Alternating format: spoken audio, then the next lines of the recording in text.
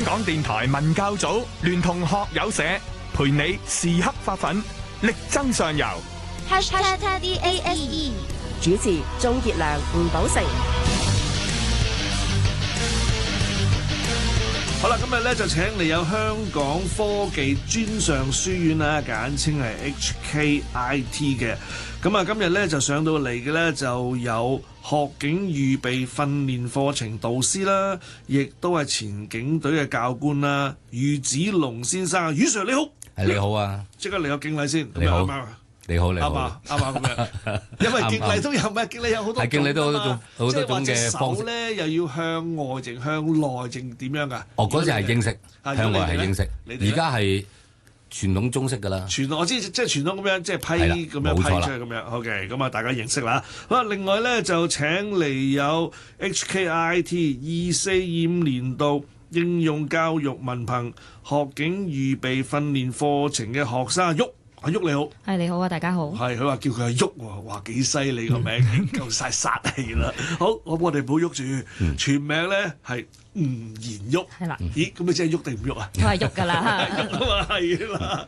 阿寶成介紹呢個課程，你話好新喎，新到頭先咧，你嘅預備功夫咧，幾乎做咗一集節目咯。係啊，因為我自己咧都係第一次接觸嘅。咁呢個叫做學警預備訓練課程咧，其實同以往喺毅進文憑經常都有一啲同警務處相關嘅準備課程咧，又有啲唔同嘅。又有啲唔同，但係最終出嚟都係想做警察，又或者警隊，咁啊希望服務市民嘅啫。余 Sir 係咪啊？冇錯嘅，咁其實個分別咧就好似頭先阿寶成所講啦。咁啊過去其實喺毅進課程裏邊咧，我哋本身我哋香港科技專上書院咧都做好多關於同警隊有關嘅課程嘅。咁嗰陣時我哋可能個名叫做警隊實務啦，但係今天我哋要用學警預備訓練呢一個課程名，原因為係由警隊去設計嘅。咁當時警隊設計咗一個叫學警預備訓練課程出嚟，咁又揾咗3間院校，我哋其中一間院校咧係同警隊嘅合作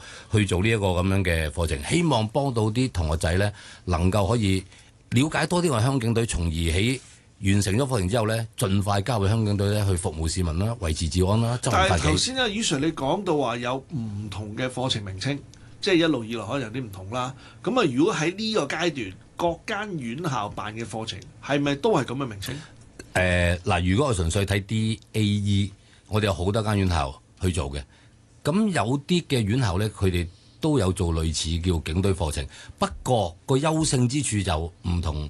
譬如我哋啦，我哋同警隊合作啦，咁我哋用緊嘅係警隊嘅資源啦，當中譬如可能課程嘅一啲嘅資訊啦，課程嘅教材咧，我哋都源自香港警隊。咁譬如可能有其他院校佢做一啲可能叫警備班啦、警隊實務班啦，但係問題佢哋嗰個做法會少少唔同啦。但係只有呢個課程係即係源自警隊嘅啫，就唔係話 HKIT 係源自警隊啊嘛。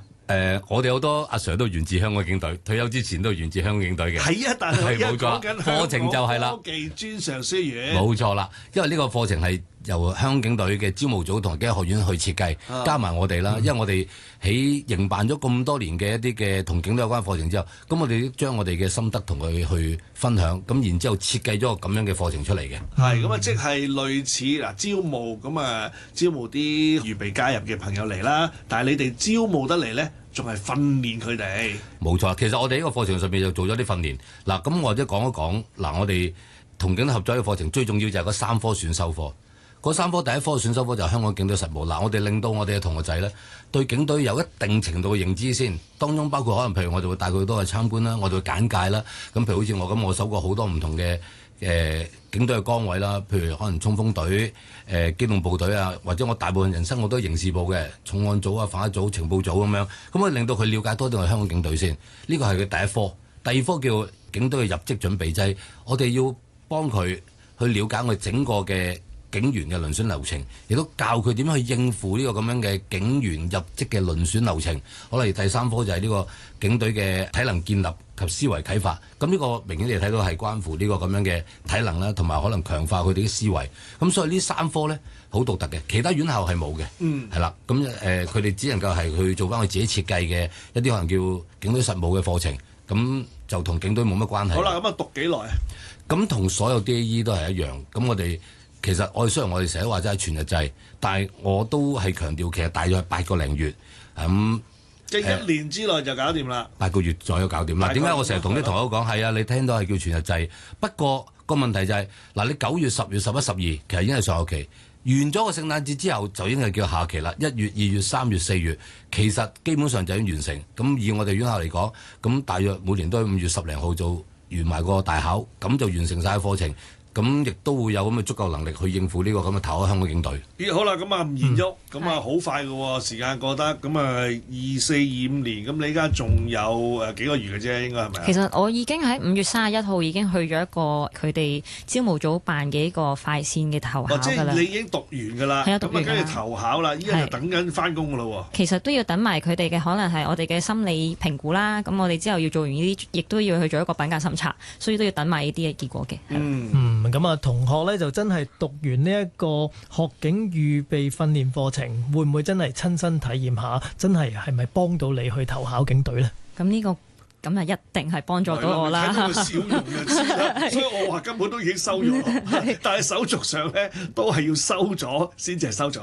因為其實你讀呢個課程咧，你係入邊會了解到好多。喂，其實你投考你，如果你唔讀，你根本都好少會知道佢會問啲乜嘢啊。你出咗嚟之後，你就算你知你要入27週，其實你都唔知入邊要準備啲咩。其實呢個課程就俾你更加多了解呢啲你投考之前要做啲乜，同埋你個心理準備係都幾重要嘅。好啦，正好頭先你話，如果唔翻學啊，就好多嘢都唔知啦。好啦，咁你而家翻咗啦，咁你有啲乜嘢從唔知到依家知？咁跟住話咗俾我哋知，等我哋都知，我哋都去投考咯。咁哇，呢啲咁秘密嘅嘢，梗係要讀咗，等阿 Sir 話俾我哋知啊。咁要講啲嘅，即係要講啲，即係譬如有啲可能係一般，可能係做警察，要起碼男士就要剃到好青啦。其實女仔都要剃。就係咯，女仔咪就係都要呢啲可以講咯。即係如果你有27週咪要，我啲長頭髮女仔梗係唔留得啦。你27週就係要剃啦。做唔剪頭髮？哇！我都仲有時間嘅，係啦，冇錯。咁所以例如入27週要去剪嘅頭髮都係寸頭啦，女仔都要嘅。咁例如可能你投考其實準備真係要足夠。例如而家警隊本身我哋嘅抱負目標價值觀其實而家都改咗啦。咁其實呢啲都係必要我哋要知嘅嘢啦。咁如果我唔讀，我唔讀真係唔知。你講一講喎，依家要係咩？而家轉咗189喺警隊網頁度睇嘅。嗱，就係忠誠勇毅心繫社會咧，其實係我哋嘅座右銘嚟嘅。係啦，頭先阿旭講緊嘅咧係我哋警隊嘅抱負目標價值觀。係啦，咁兩樣係平衡並列嘅嘢啦，我會咁樣講。咁所以就係話，如果你唔讀，即係譬如好似我哋假設翻去舊時，即係學警出更嗰個年代 cadet school 嗰個時代啊嚇，即係冇讀過同有讀過嘅去考，哇！真係我都揀喺 cadet school 出嚟嗰啲同學仔啦，呢個就唔使再費唇舌，又要同你慢慢解釋啦嘛，咁啊優勢咧就喺度啦。我特別關心呢頭先余 Sir 所講呢3個唔同嘅部分呢，其中一個部分係有關呢個體能嘅訓練，當中會唔會有啲實質啲嘅例子？同學去到呢個課程裏面要點樣操啊？點樣可以符合到入警隊嘅最低要求呢？頭先我哋講嗰個問題啦，你冇讀同有讀嘅分別在於咩？咁寶成講啦，講體能，其實嗱，我哋可能喺個體能上面，你見得到警隊網頁有4樣嘅體能測試喎，咁佢有一個合格嘅標準俾你，但係其實佢後邊仲有一條 formula 喺裏邊，嗱，每一個嘅體能測試咧，其實係由0到5分嘅，咁嗱呢條 formula 講緊啦，0到5分啦，中間3分咧就為之叫合格，咁好啦，有4項體能測試，咁呢4項體能測試，咁係一定要合格啊嘛，3乘4就係12分，所以12分就為之合格呢條 formula。咁頭先講緊啦，嗱有一啲少少嘅秘密啦。原來咧你係唔可以有其中一項咧係0分喎，零雞蛋喎。你最得閒就攞到1分，咁然之後啦，剩低嗰3項你要攞到11分，加埋叫12分，就為之叫合格。咁好啦，呢個都係一個係啦，即係你唔讀或者我今日唔講。你或者冇上我嘅堂，你係唔會知嘅。係啊，即係有時唔留意咧，以為你加埋夠就得啦，你唔好理我0分啦，即係可能會有咩錯覺都未定。冇錯啦，咁所以其實係即係有好多唔同嘅一啲嘅巧妙嘢喺一個遴選裏邊嘅。我成日都講，都係嗰句説話啦。你讀咗一定會豐富到你。咁好似我哋講緊啦，我哋其中一啲去幫我哋同學去了解香港警隊。其實我哋安排好多唔同嘅警隊單位咧。去俾佢哋去參觀啦，去了解啦。咁有啲可能相信可能你一世人都未必去過嘅，譬如跨部門反恐專責組啦，新界北嘅快速應變部隊，因為只有新界北先有嘅。咁西九龍衝鋒隊啦，西九龍嘅交通部，一般我哋嘅市民大眾都好少接觸。咁當然你透過我哋嘅課程，咁我哋會安排我哋嘅同學去做好多呢啲咁嘅參觀啦，甚至乎我哋亦都會同好多部門一齊去做好多嘅跨部門反恐演習，尤其是而家做緊嘅全運會嘅一啲嘅演習。咁佢哋其實可能喺呢8個月裏邊，即係豐富到佢對警隊一啲嘅行動上邊嘅嘢啦，工作上邊嘅嘢。咁呢個係你唔讀呢個咁嘅課程，你就係攞唔到呢個咁樣嘅優勢嘅。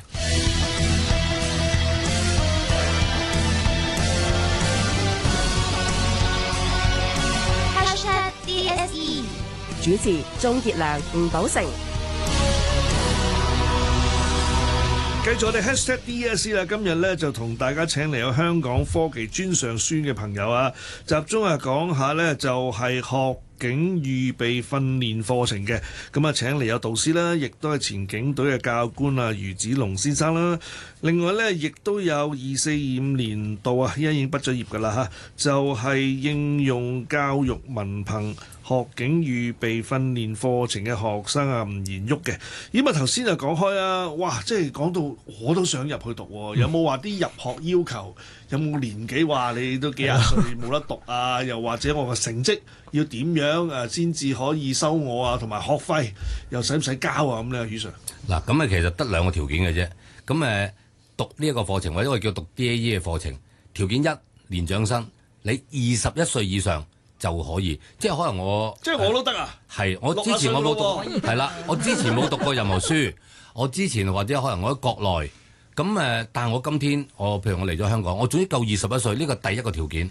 第二個條件咁你只要讀過 DSE 嗰個咁樣嘅課程就可以你可以2揀1就得㗎啦，2揀1就得㗎啦。獎啦，你已經夠歲數啦，可以。咁當然我哋都遇過啲同學，咁其實真係可能佢讀 DSE 嗰年咧，佢都讀咗一半，佢就中途輟學嘅。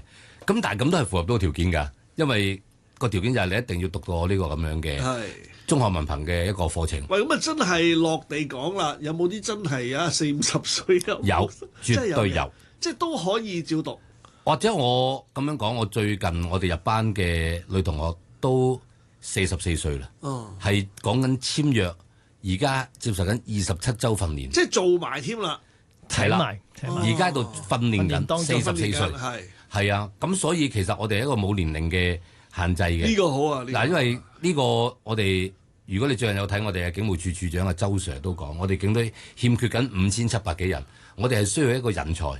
係最緊要你有冇咁嘅心咧？呢個我都係最緊要。你有心嘅，咁警隊都會講啦，有心係唔怕遲。好啦，咁有心之外，使唔使要有錢？幾多錢讀嘅先？咁我哋係其實喺咁多間院校之中咧，收嘅學費係最平嘅。咁因為其實可能大家都聽過我哋校長，我哋校長叫時美珍博士啦。咁佢都其實好錫啲同學仔嘅。時美珍我哋前輩級啊。係冇錯，直接一講就知道。是校長啦，所以嗰陣時我就係話佢嗰間學校喺紅磡嗰度咧，喺理工隔離噶嘛。嗰陣時早期啲㗎啦。係啦。咁我哋咧係咁多間營辦 DAE 課程，係啦，最平嘅一間院校，我哋收嘅學費係38,660蚊，係啦，係最平嘅。咁其實我覺得就唔係用錢去衡量，而係校長係有心，因為我哋係一個非牟利嘅機構。如果你睇到我哋間學校咧後邊有個括弧，我哋寫住非牟利，我哋唔係一間賺錢嘅院校嚟嘅。咁所以如果你譬如報讀書嘅時候，你要睇睇喂間院校係咪賺錢呢？咁因為我括住咗非牟利，我哋校長唔係希望你賺錢，佢希望要幫到啲學生。咁所以其實咁基於佢個理念，咁亦都希望用一個比較平啲學費，令到我哋嘅學生能夠可以即係連續去讀書嗰個咁樣嘅理念咯。係咁啊，吳延旭，你嘅過程係點啊？即係譬如喺入讀呢一個課程之前。係點咧？即係可能 DSE 就因為其實我嘅歲數都係有啲大㗎啦，咁其實所以我都係出過嚟做嘢嘅。咁奈何啦，因為我以前呢，其實我中四絕學㗎啦，咁因為屋企因素，咁但係後尾做嘢之後，其實都留意到呢個課程，就係都係自己 DSE 定係會考啊？哦，其實我係 DSE 嘅，都係 DSE 係啦。DSE 好後生啫，但係我冇考到㗎嘛，我中四絕學，我知即係話你冇考到 DSE，唔係頭先40幾歲嗰個，係啦，係咯，都二字尾㗎啦。喂，即係要解釋俾大家聽，即係譬如好似頭先阿雨 Sir 所講，其中一項合格就得㗎啦。譬如你已經讀過 DSE 嘅課程啊嘛。讀個 DSE 嘅課程就已經係合格咗其中一種啦。另外頭先你都講阿雨 Sir 話年滿21歲就得啦嘛。咁即使你唔係廿到尾，點樣都好，即係都係可以咯。但係你嘅過程係點樣？譬如做咗一輪嘢啦，就會覺得咦我都係想投身警隊，定係點樣呢？其實就係因為細個真係想投身警隊，而就係因為咁樣絕咗學，咁後尾出嚟做嘢啦，咁發覺喂，我又留意到呢個課程，咁啊梗係想自己俾自己機會啦，咁就所以報讀呢個課程。但係你冇諗過就係唔讀呢個課程嘅時候去投考都應該都可以㗎。學歷未夠嘛？學歷要5條2，我哋投喺香港警隊最低限度嘅學歷要求就係講緊叫5條2。但係佢唔可以再話有啲試係可以再考嘅咩？嗱。咁當然有個中英文筆試，但係其實都不容易嘅。咁我會覺得其實我都鼓勵啲同學用一個比較基礎啲嘅方法啦嚟讀嘅課程。你嘥8個月啫嘛，係啦。咁你亦都可以學到好多嘅警隊知識啦。即係你呢8個月就可以代替咗喺 DSE 攞嗰個課程嘅5條2啦。你讀完就5條2㗎啦。咁但係仲需唔需要考嗰個中英文嘅筆試咧？唔使，頭先嗰個筆試你當冇聽過，嗰個好複雜。總之你嚟讀完8個月，你乖乖地係啦，咁出席率要夠啦，你嘅成績要係合格啦，咁你就會攞到張 cert。呢張 cert 就等同於中學文憑試嘅5條2。好啦，咁喺你嘅經歷當中，即係會唔會有啲如果真係讀唔掂嘅喎，或者體能呢個真係唔得嘅喎，即係會唔會有邊一方面就真係唔得，從而提醒大家？你真係你唔好以為簡單啊！即係雖然就8個月，又或者雖然咧就保你好多嘢，但係你都要付出。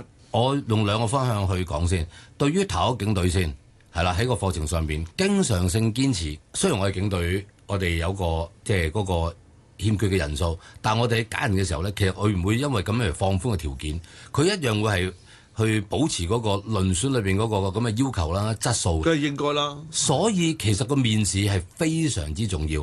由於我哋嘅警員遴選嘅面試都複雜但係我叫唔係難，我哋叫複雜，有好多個環節喺裏邊。所以其實如果你唔讀，其實可能好多嘢你未必知道啦。我純粹譬如講緊佢而家最新考法叫2合1遴選，何謂叫2合1呢？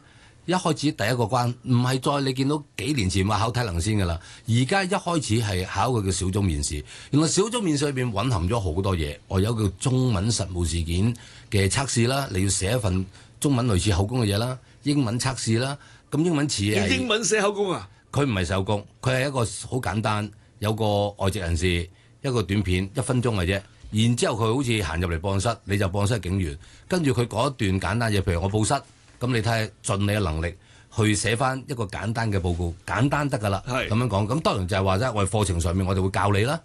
頭先講中文啦，尤其是近時我嚟自呢個香港警隊，我又是刑事部。咁喺中文實務事件裏邊，你當佢寫一個口供嘅話，咁我都會教你一個方法，寫得好啲嘅。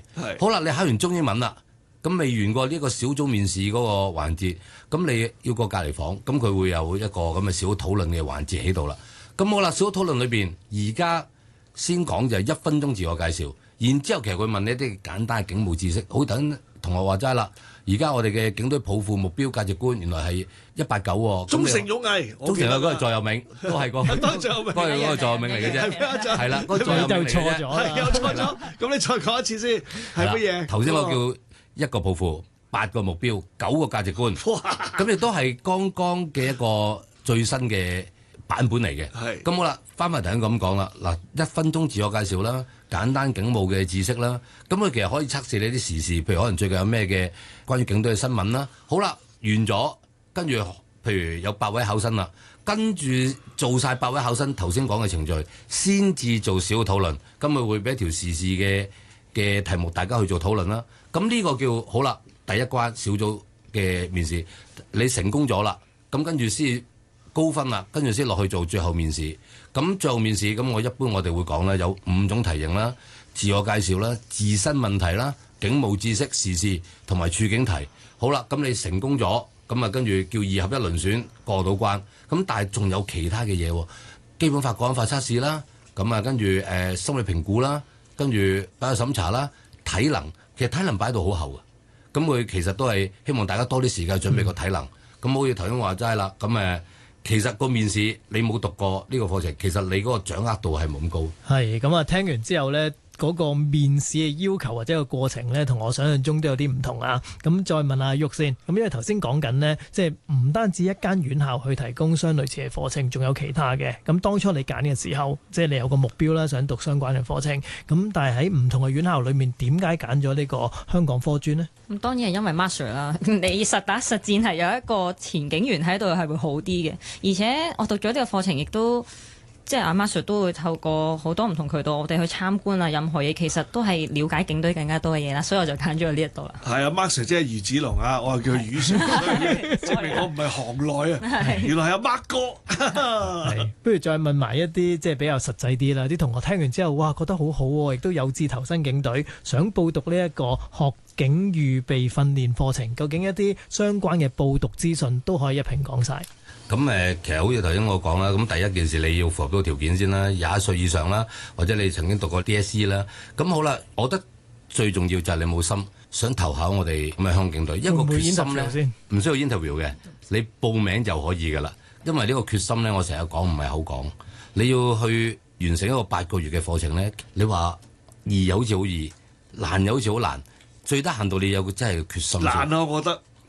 因為你仲要完成一個叫中英數啦，咁仲有可能生涯規劃、人際傳意一啲嘅科目啦，咁跟住先至係嗰3科，咁當然嗰3科係好緊要啦，即係會幫你去投。而我想問阿旭，當中最難係邊啲過程？係分享下。其實對我嚟講，我好似冇咩最難嘅過程，不過我諗對大家嚟講最難就應該係守時啊。因為可能有好多人後生嘅又會瞓晏咗啊，或者有啲年長嘅可能有啲屋企嘢要照顧，可能都未必會準時出定某一啲嘅場合。咁其實做警察準時都好重要。係啊，證明呢個咧即係讀咗呢個經驗之談之後嘅阿旭。我諗佢未讀之前咧就唔係咁識講嘢嘅。好啦，咁今日節目時間差唔多啦，咁啊多謝晒來自香港科技專上書院嘅2位朋友啦，有阿 Mark Sir 啦，同埋呢阿旭，同你講聲拜拜啦。好，拜拜，拜拜。堅持心中理想，不可退縮，也孤身帶傷。如今走我路向，不怕跌倒，困境努力上。公路不必去搶，不必緊張，也不貪讚賞。危險不怕遇上，不會轉彎，我可算倔強。路縱是長，面對艱巨都當平常，全力向上覓理想。盡了力量，就算失敗，只會話句輸了運氣，不必痛心。生命不會後悔，不會自怨，笑聲真正響。如今充滿自信，不會後悔，絕對走我路向。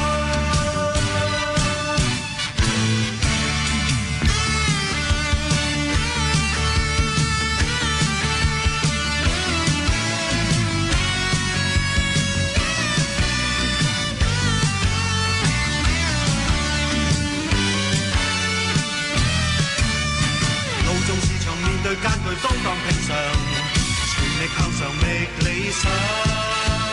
盡了力量，就算失敗，只會話句輸了運氣，不必痛心。生平不會後悔，不會自怨。